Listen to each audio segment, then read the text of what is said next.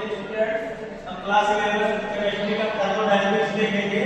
सबसे पहले हम थर्मोडायनामिक्स के बारे में समझेंगे। थर्मो का मतलब होता है हीट, डायनामिक्स का मतलब होता है ट्रांसफर।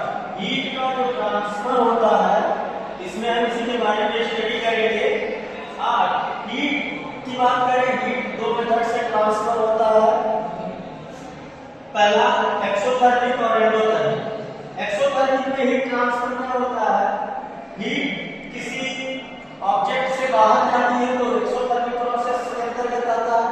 अगर किसी ऑब्जेक्ट में बाहर से हीट आती है तो एंडोथर्मिक प्रोसेस के अंतर्गत आता है।